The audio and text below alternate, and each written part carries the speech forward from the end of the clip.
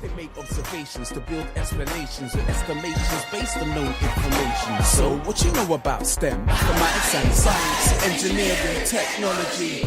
If you take a look back through history, science and maths evolved to I myself would like to be a scientist too. Okay, that's good. And in the Abundance Centre, maths is helping me in science as well, because I hear that scientists use maths to do science.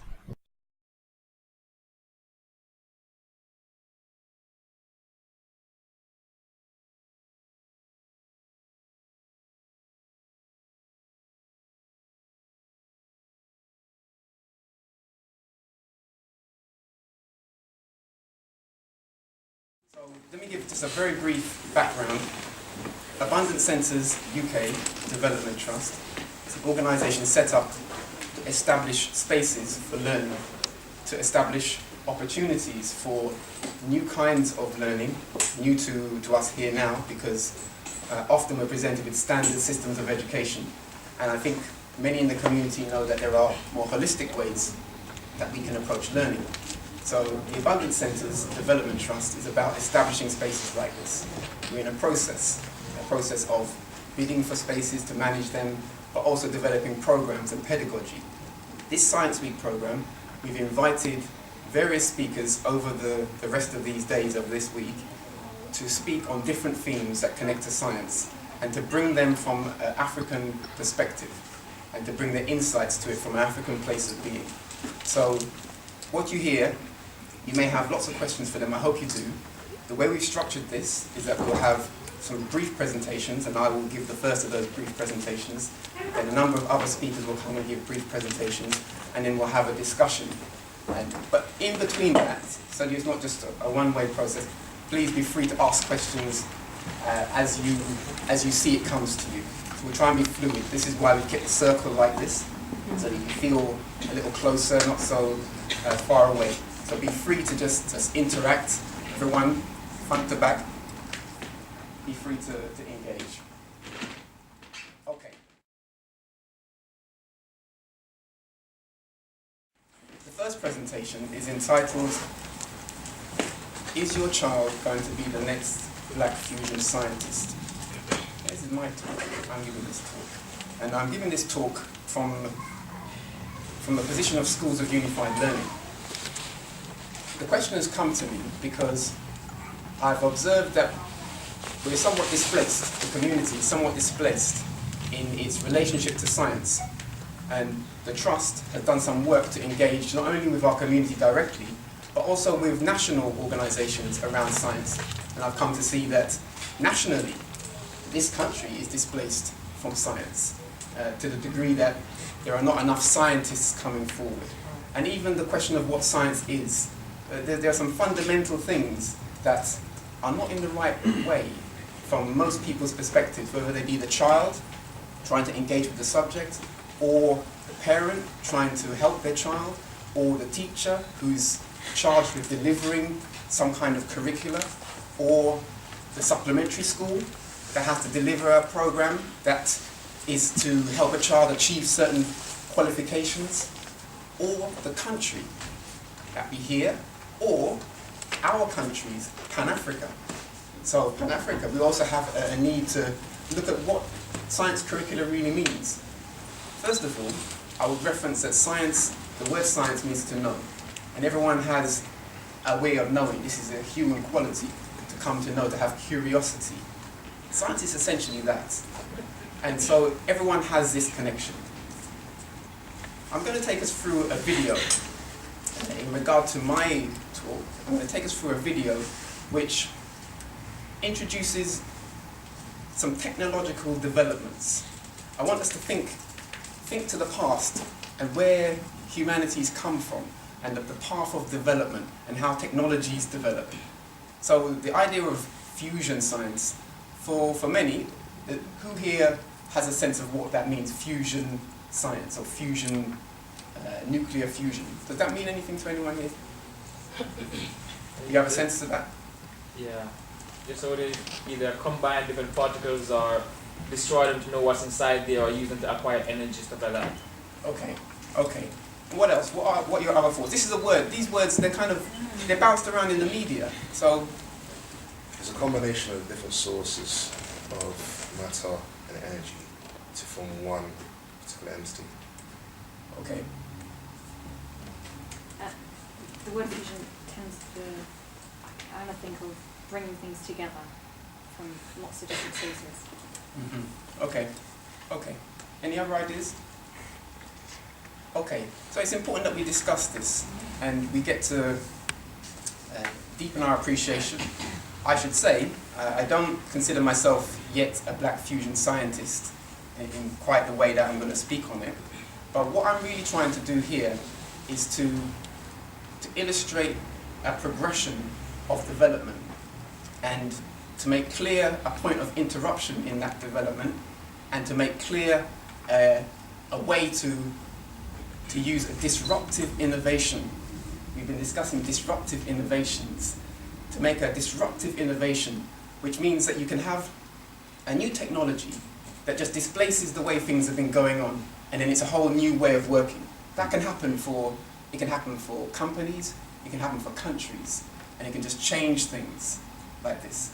There's some opportunities that we have, where as we harness it, we can harness a disruptive technology, which is our inheritance to do such a thing, to correct and in fact to advance our well-being as a community and to engage with all manner of learning, to be able to filter out things that are not presented appropriately.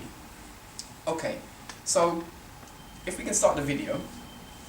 The video is going to start and you will see that the first aspect speaks to an idea of physical technology. I'm using the word loosely, but I'm going to explore it a little bit further. So I'll let the video play for a bit. There's a number of charts that will come up, and with them you'll find the heading, physical, then another thing will come, and underneath that it has properties, changes, and machines. Okay, we can pause it there, please. So this table, I appreciate you may be a little bit far to see it, but this table speaks to the basic technologies that humans have from coming forward. So the column on the left is properties. It has hardness, flexibility, color, density, size, shape, sharpness, temperature. You might have a plug, something rudimentary like this, and you use it to mold an object. It's a kind of technology. This is physical technology like this. You might have a lever. You might use something to lever an object. This is physical technology. It's kind of rudimentary technology. And let's say that humanity start with qualities like this. This is a sense of how things begin. But there's more, because now we come to use different kinds of technologies. We come on to things of a chemical nature, we come on to things of an electric nature. And those things weren't necessarily, at a point in time, those things were not as well harnessed as they are now. So something's happening. There's some kind of development that's happening. And I think as a community we should respect the path of progression. We should respect and know the path of progression. Okay, so if I can have the video move on a little bit more, please.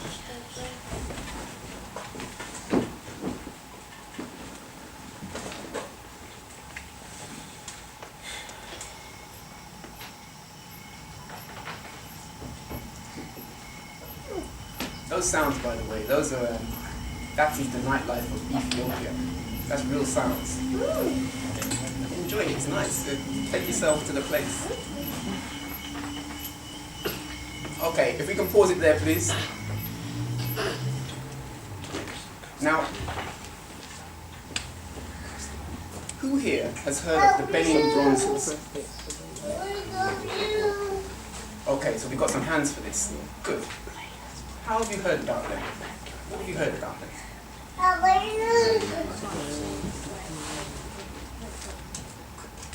can live with. Okay. What have you learned from that?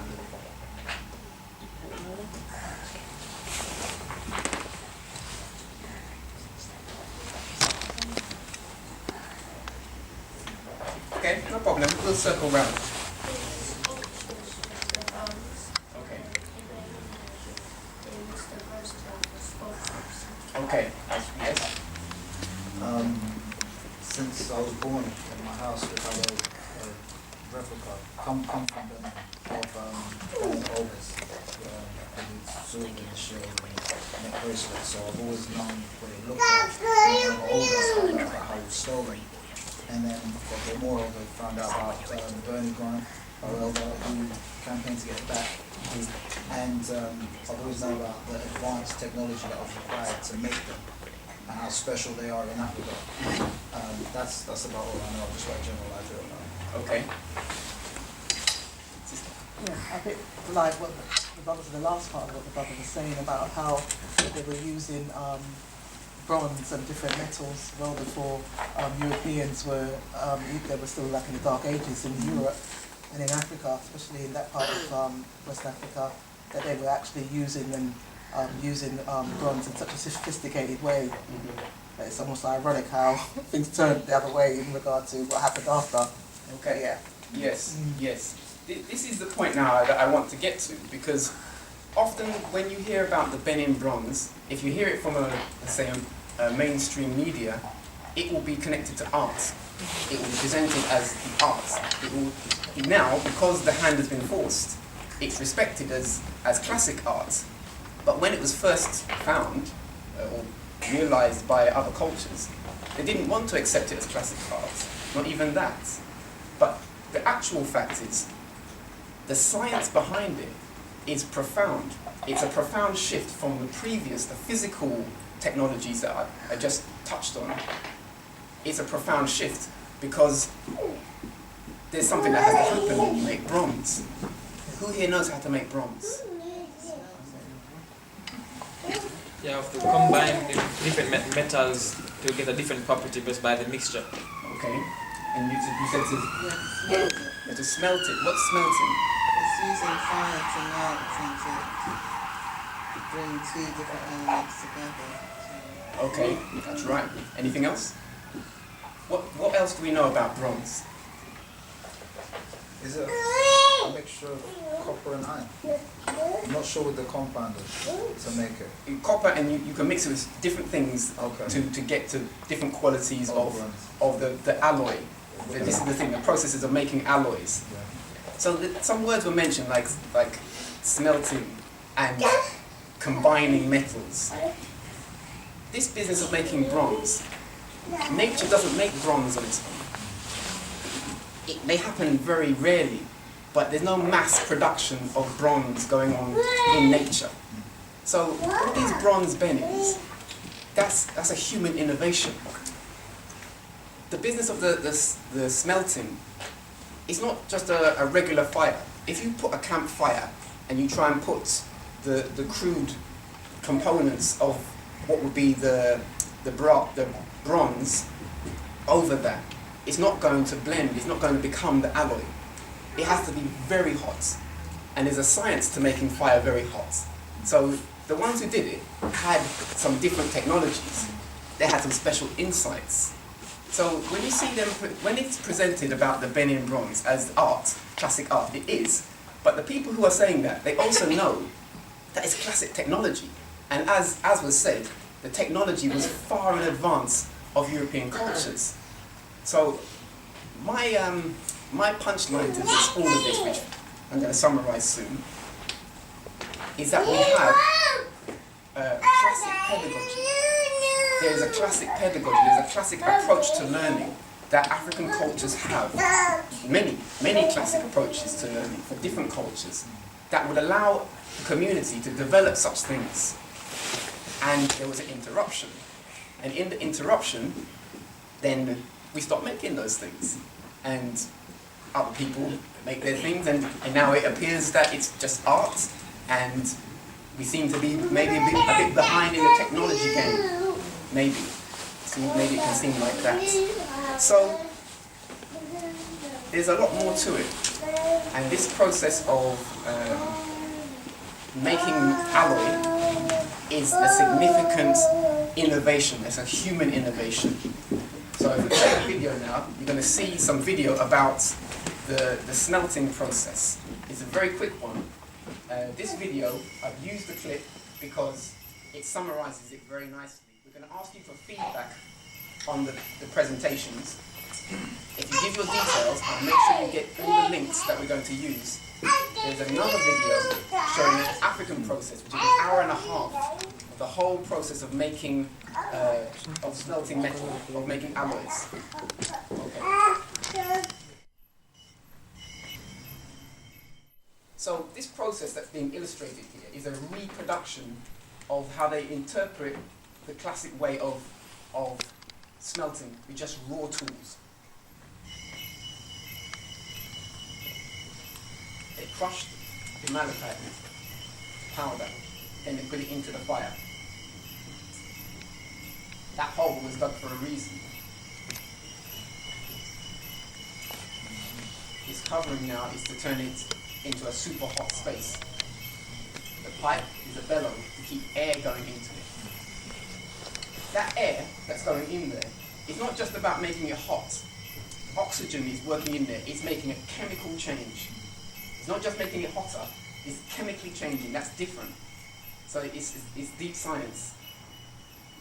So through the process now, this is what comes out, which is the copper. But it's not finished. To make the bronze, you take the copper, sorry, one moment please.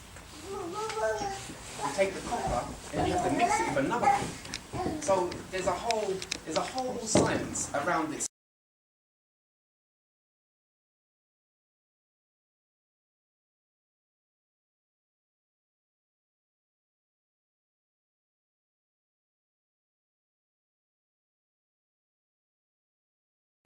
Aside from the beauty of the sculpture, you've had to do all of this. That means you had to have that technology. We had that technology first. That's metallurgy. And that is, you might think, okay, it sits amongst the sciences, but it's the beginning. It's actually the beginning of a profound chemical science and a working with natural resources. Okay. Yes, please.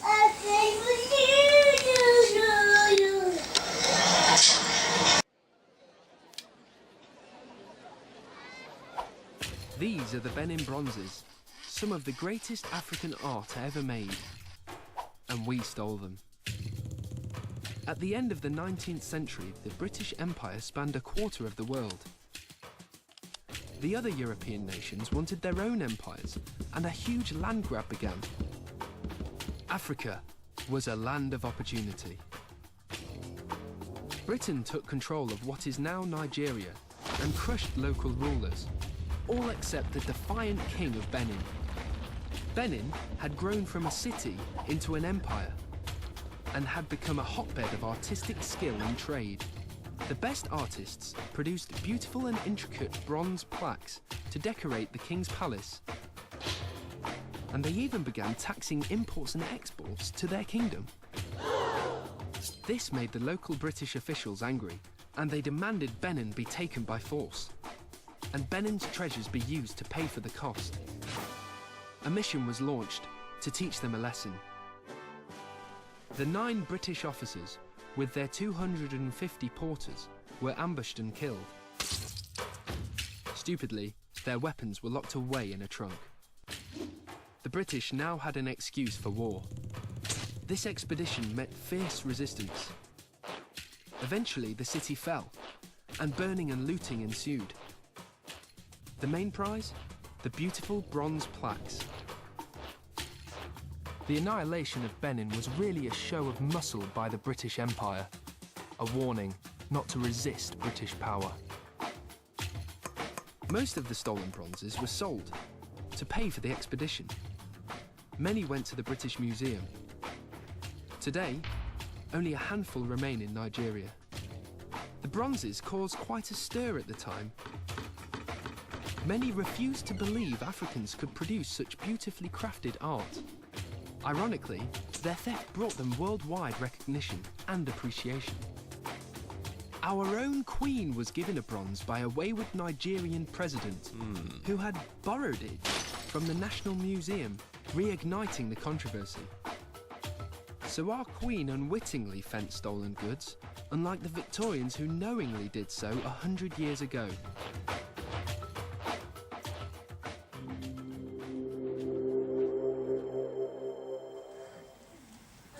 What do you think of that?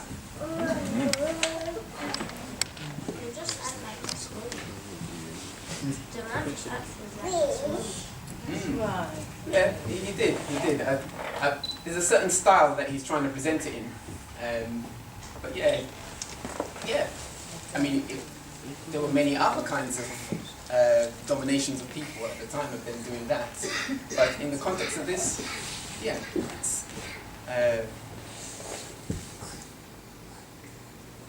it's an atrocity. You know, it's very terrible. It's a very terrible thing. It's good that you recognise that it's not normal. Can I ask, where is that from? Is that from a television program show children? That's a video from Open University. That's the sixth part of 6 things about Benin culture. Like this, and that's Open University. That's national So university. how long is that? Do you know how long that's been used in Open University? No, I don't know how long it's been used, but it's not new. This is not a new thing. No. I have to say, I mean, that's the first time I've ever watched that, but that's quite painful. It's not even sanitized. It's saying that what happened was completely acceptable, and the way that they have dehumanized a whole empire and a people is just. I can't believe that's an Open University that's being used to talk about that particular part of the history, a tiny, tiny part of history. Okay. Well, I hear you, and I take that video. I take a certain satire to it. I see it as a satirical kind of self-reflection that they're trying to own some kind of terribleness by spelling it out in such a blunt way.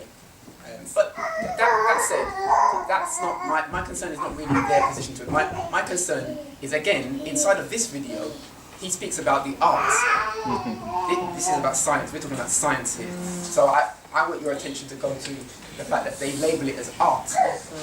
It's still showing it's great art, but they're not talking about the technology that goes before it and what that means. And this is the point. So, yeah, let them have that. We have to produce. We've got wonderful camera people, media people. We have to produce the things and just state it as we know it, like this. As we come to know it, we should make more proper resources. I understand what the sister's saying. My husband used to say, he studied American history, and he used to say, these people will tell you plain as day what they've done. It'll be there for you. They're not going to hide about it. But obviously we do know there's some aspects of our history that they do hide about. But the thing of, exactly, those kind of accounts, exactly what you said, and because of our own ignorance, i.e. we look at it as art, you know, we don't actually understand the process because a lot of us are ignorant when it comes to science and everything else. So many things that we see about what we do, they promote it as art and we accept it as art because most of us, we haven't got that science, well, we're not encouraged and many of us don't think that's scientifically when it comes to understanding things that we've done in the past to actually accept that we can do those and greater today because we just don't think in that scientific way. Right. Well, right. I mean, we could talk more on this, but the clip that I used to show the smelting process, I really wanted to show you the other one. Unfortunately, this is just too large a file to work with for this presentation, and it's long as well. But when you watch that, it's traditional brothers showing the traditional method, the whole ceremony around it. It's not done in abstract, it's done in the context of the community. And it's a beautiful presentation of us in our glory and knowledge like this. Is there any way that we can locate that? Yeah, of course you can. I'll give you the link. Regarding that, we're going to ask that you give some feedback on the event and put your details down for that. and I will make sure that for each presentation you get a summary of it. So the material is available to summarise the points that I made, so you don't have to jot down everything now. You'll get a link to all the videos used, to the ideas of how to follow them through. But we're trying to advance this kind of open learning. But there's more to it, there's more to this. So, again, my other point, one, the point about the labelling of that as art rather than science, and two, to emphasise the point that there's a pedagogy behind that. There's an African framework of thinking, which Mama D will be speaking about in some time. There's something behind that, and that was with us, our community, our cultures, long time. And it's something that it's important that we don't see it as like art, like old art. You think, okay, it's old art, you just put it in a glass cupboard and look at it. No, that's not it. Science is not like that. You don't put science in a cupboard and look at it. You work it, you innovate with it. So that should show us not just that we made some pretty things and we did some good science to make it, but that we had a whole way of thinking that allowed a society to make those things. And what else with that line of thinking if it were not interrupted? This is my other point, there was an interruption. Without the interruption, what would have happened? Let's imagine that. And to now, let's use some disruptive innovation to reclaim the traditional concepts of learning, pedagogies, and reinstate our position to make innovations that are world-leading. It's a world-leading thing. Sorry, I think we have to be mindful when I know the point that you're trying to make about art has its place and science has its place, but you have to realise when these empires were producing these objects of, say for example, the Benin, these things were not separate. Their spirituality as well as their mechanism of living were not separate entities, they were together. So that at the same time they were creating these things, it was an artistic endeavour, but it was also a scientific endeavour. And you also have to realise that with that art that they're creating, even though there is science behind it, which is important, it's the fact that it's about education. So it's about that whole thinking beyond. So when they created those things, they were thinking higher. So when they created these things, it was, yes, they created this new scientific innovation, but those things were not separate from art, if that makes sense. No, I agree completely. They're all connected. I agree completely. Yes, respect to that. Perfectly said. Okay, next one please. See the title, you know who's coming up. As a scholar and professor of Black Studies, you've described an ancient Africa that is very rich in its heritage and its civilization, its use of science, agriculture. Describe ancient Africa to us, the kind of Africa that you've been studying and unearthing. And these images dominate us. These images dominate us, and the image of Africa has been totally destroyed by recent discoveries. It's just that most people do not know of those discoveries. And the discoveries are made by Euro-American scientists, mainly. Peter Schmidt and Don Lavery, for example, discovered Africans were smelting steel 1,500 to 2,000 years ago. I'm going to use a conservative estimate, 1,500. They were smelting steel at a time when nobody in the world was smelting steel. And using a one-stage process, apparently, too. Well, what was so unusual about it is that they were preheating the air. And they had a system whereby because of preheating the air and because of the other things they introduced, they were able to achieve temperatures of 3,275 degrees Fahrenheit in the blast zone. That was never achieved until centuries later. Iron actually melts at 2,642 degrees Fahrenheit. So that when we achieve this 3,275 degrees Fahrenheit, carbon from the swamp grass which they introduced would invade the iron, producing carbon crystals. Therefore, they produced steel. This is they achieved temperatures about 200 to 400 degrees higher than anything achieved in Europe or elsewhere. And this is long in advance of the production of steel. And the East Indians from India would come into the port of Dar es Salaam. They would pick up this steel, which they call wood steel, and they exported it to Europe. And Europe made Damascus swords. So the finest swords in the world were really made from African steel. But it's so much beyond simple steel. I mean, there's agriculture. And you have also breakthroughs and a whole range of other things. We find in astronomy. See, Mualim has just made a point about the production of steel. And the presenter says it's so much more than just steel. But that's a deep innovation. He's trying to belittle it. He's trying to brush it off like it's not important. But it's very important. And he's a diplomat, so he doesn't tangle up in that conversation. He continues. However, we don't often catch these things. When they do that and they say, okay, it's just art. Oh, it's something more important than... No, that's important.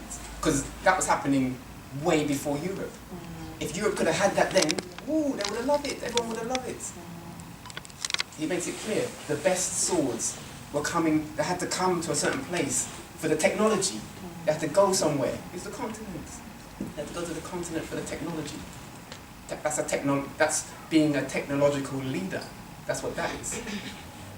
That same thing is happening right now, where most of the advances in technology were made by young black people who never even went to school. You know, the cars, the airplanes, most of the big machinery. Young people who were so-called uneducated who gave them the technology to do it even now. So they're still doing it. It's true. It's true. It's true. And we need to harness the reality of that and recognize it. And recognize not just that it's happening, but the processes of that. Why is it still happening? Why is that happening? Because there's something inherent that ones are connected inherently to some pedagogy, some inherent curiosity that drives one to know, to explore, to know, and to think of things in a unified way, in a connected way, to realize solutions more naturally. This is why you have to have a proper pedagogy. I'm saying that word a lot. I don't know, maybe you don't use the word. I'm trying to encourage us to use the word, because you have to question the pedagogy of wherever your children are going, wherever you're learning. Can you explain what pedagogy means? Pedagogy is an approach to learning. Pedagogy is a system of learning. So if we send our children to school, standard system schools, we should ask, what is the pedagogy of this school? And the teacher should explain. It's not just, oh, this is the books we use. That's not it. There's more behind it. There's some ideas that they have about, really it boils down to the nature of what human being is. It boils down to this, because if you have a certain idea and you treat your student a certain way, or your learning community a certain way, if you want the learnership to grow in a certain path, you steer them in a certain path. This is the position of the standard school is stewardship. Its history is like a custodian. I won't go as far as to say, well, you know, its history is in looking after children while the parents go to work. And that work, when it began, that work was arduous work for European people. Just here, it's how the system built itself here. So we're inside it, and now Europe is trying to reform its education. So, yeah, why? Because there's something to change. As you're talking, two things come to my mind, and that is that here things are compartmentalized into different departments and different areas of learning. So you're thinking in science, you're thinking in art, you're thinking in history, you're thinking... But for me, as I was growing up as a child, everything was just one story. So everything was linked to everything else. And in going down to the river, where there was actually like gold specks from the bottom of the water, and you do it and you wash yourself and you glow, or trying to catch fish and you couldn't get it because of this, you know, the refraction or everything else. When I came here and I was in the classroom looking at these books, I had a different mindset. So it really, and because I was able to integrate my thinking from all the different areas of my, so, you know, when I hear you use the word unified and everything, that's what I'm thinking. And a lot of the time we're not doing that with our children. I want us to respect that. You're absolutely right. And this is the point of my presentation, which, is to have us realise our heritage comes from a unified place, a unified thinking and being, and we should return to explore that and reclaim it and own it. And as to another, it might sound simple. You say everything was one story. That might sound simplistic, but that's classic. It's a classic form. And the beauty of it is that in the one story, there's depth to different degrees and designed in such a way that the youngest to the eldest draw from it powerfully. This is the great art that we have to reclaim as the teachers, as the guardians, as the parents. Okay, play it please. At a time when nobody in the world was smelting steel. And using a one-stage process, apparently, too.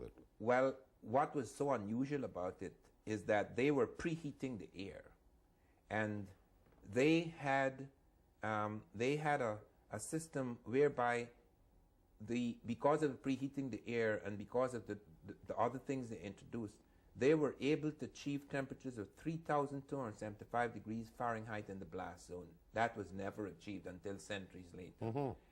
Iron actually melts at 2,642 degrees Fahrenheit.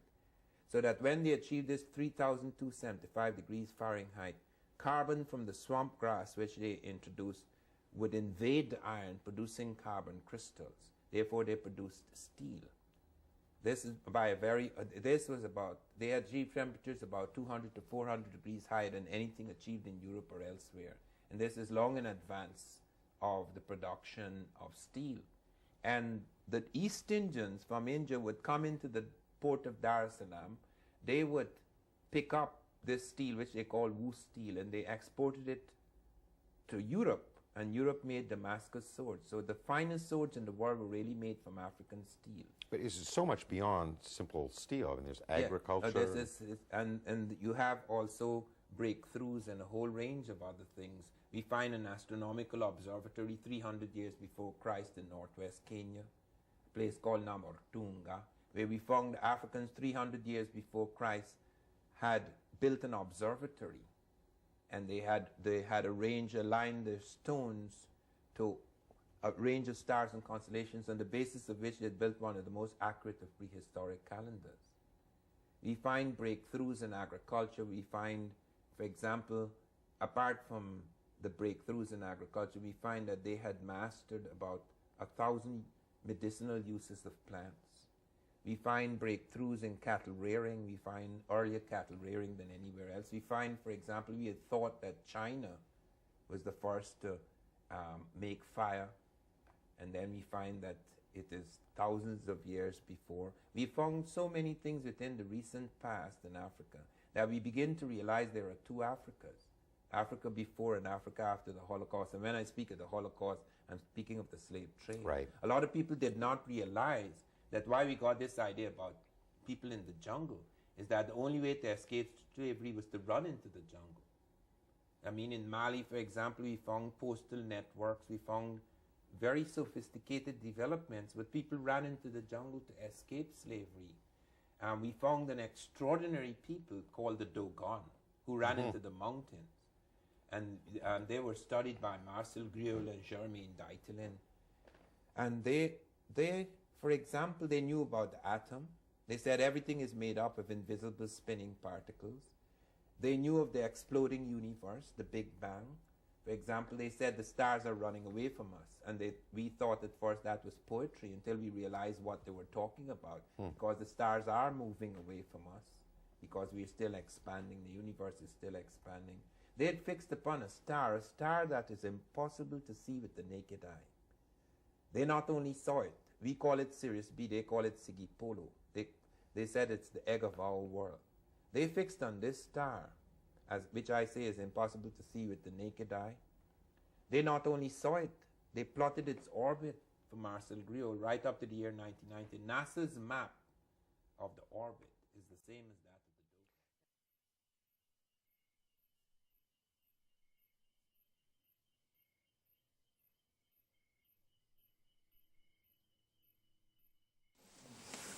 Okay, so the master teacher had. He made it very clear. It's clear. Pause it there, please. This would take us into another conversation. So I'm going to put it there just so that you have a sense of it. Like I say, you're going to have access to these resources so you can study them carefully. But it's in a similar framework, thinking about electrical technology. What are the principles of it, or the properties of it? What changes does it affect? And what technologies come of that? And if you think in these terms, it is simple headings: physical, chemical, electrical, nuclear. We can have a clearer view to what these things are. I'm going to move on to the nuclear. Nuclear is a field that I'm going to introduce, but I want you to appreciate as I introduce it that there are many questions for modern science in regard to this. And the reason I'm introducing it is because our children have great potential to answer these questions, especially if they reclaim their African pedagogy, their right mind approach to life. When it's reclaimed, they are more likely to be the innovator. We are more likely to be the innovator that we have example of with the Benin masks, the Benin bronze. Benin bronze is one example. You know, you see there's much more, but it's important to take some of our examples and follow them through. We've taken some good examples and we just, saying, oh, it's pretty and we're happy because it looks nice. Oh, that was good, we did it then, that was great. No, that's not enough. Okay, forward please. Some of the images that will come up are what I say will connect to them, but I'm not going to speak directly to what's playing. It's a context.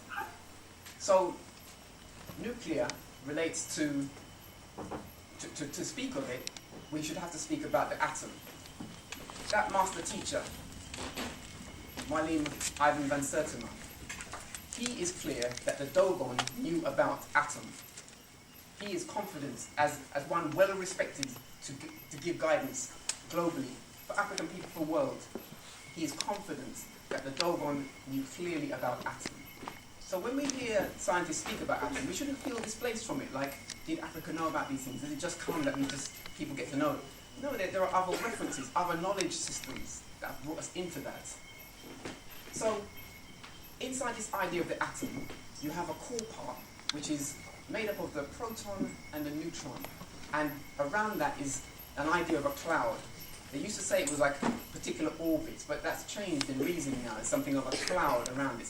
We're talking about smaller than you can imagine. Well, no, smaller than you could physically cut. Let's say you have something you cut. You say, okay, this is tin or copper, and you cut it. It's very, very small. But in its element, it has proton and neutron, and around it is cloud. So the nuclear is about studying this and working with this. And it represents another kind of innovation. Just like from the physical to the chemical, and from the chemical to the electrical, or from the chemical to the nuclear, it's another kind of innovation.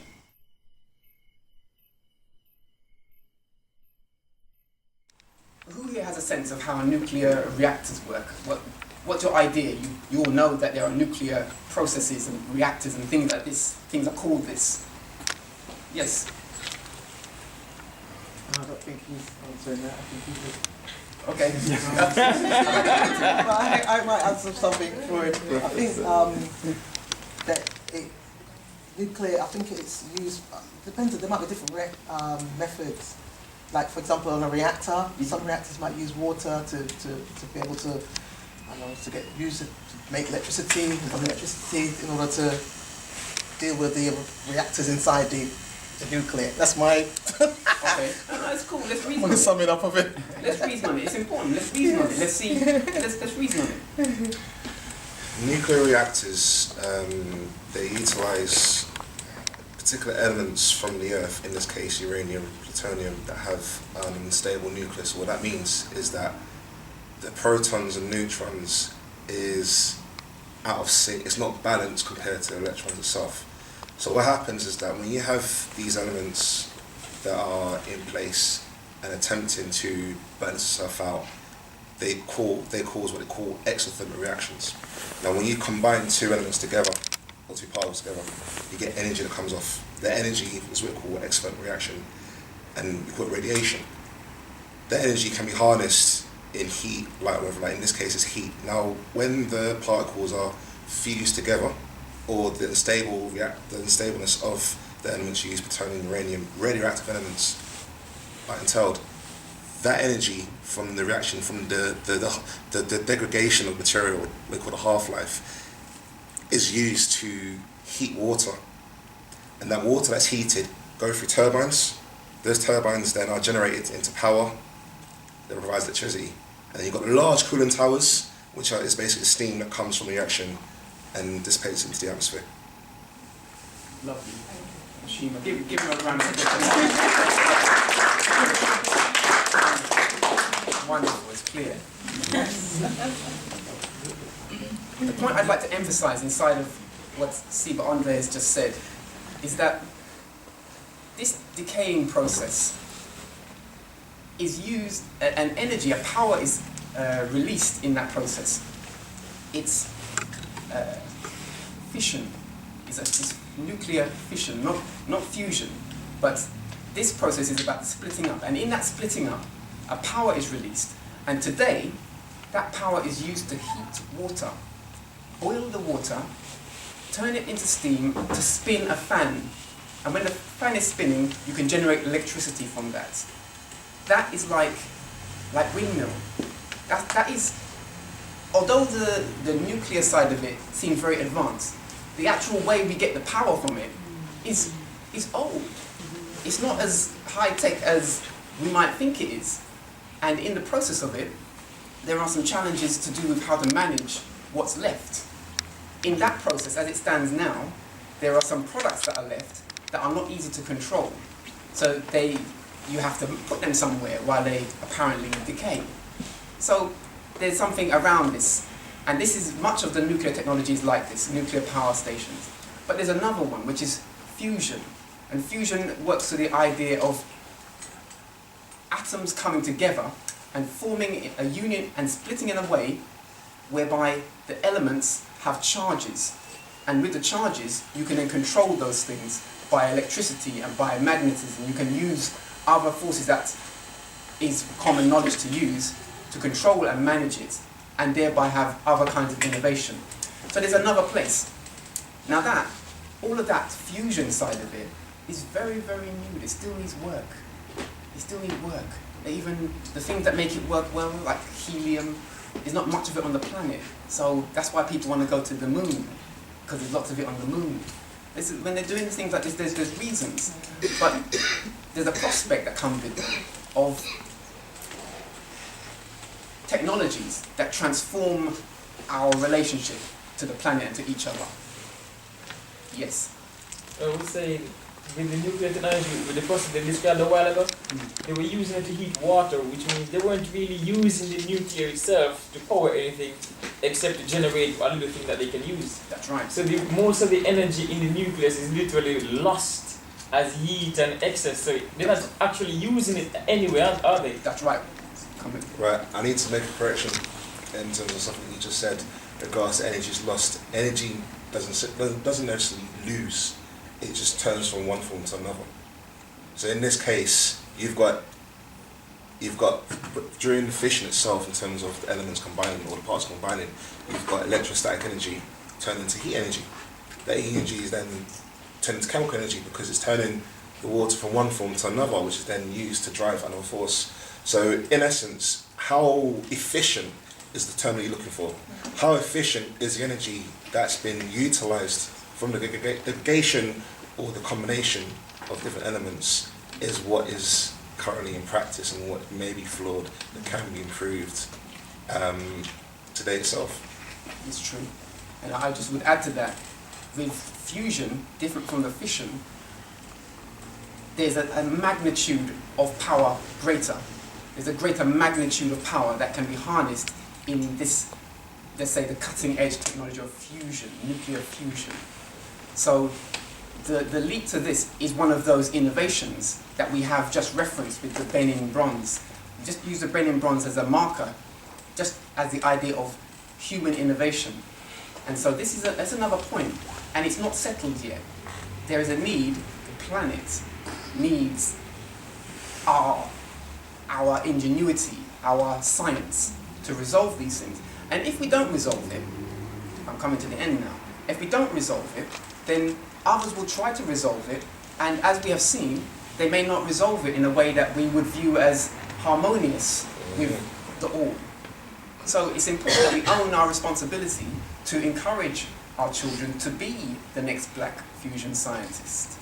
And on that point, I'm going to end, because I've got more to do. So thank you for your patience, and yes, give yourselves a round of applause.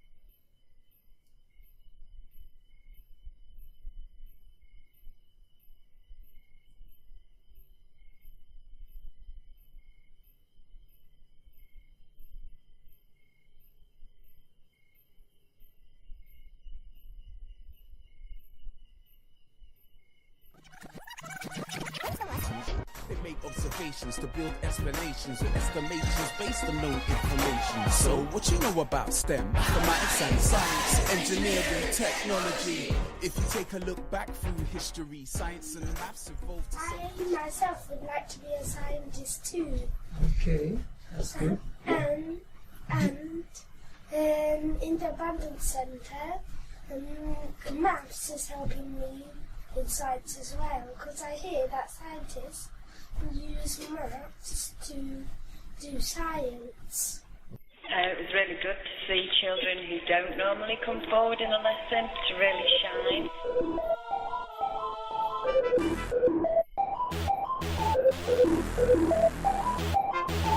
Hydrogen, helium, then lithium, beryllium, boron, carbon, nitrogen, oxygen, fluorine and neon, then sodium, magnesium, aluminium, silicon and phosphorus and sulfur and chlorine and argon, and then potassium, calcium, scandium, titanium, vanadium, chromium, manganese, it was good. It was really nice. Yeah, like usually I hate maths, but now it just gets you into it. Okay, I see. That's the idea. So what we're doing is broadening our horizon. Then this whole thing of being in touch with my brain. Yeah, so good. I've really enjoyed the day. Really enjoyed the day. Thank you. And you know, and I found it very interesting and very extremely actually abundant, and helps me with my skills and versatility. I found it amazing. So what you bring to the day is very important, but it's also very unique. I myself would like to be a scientist too.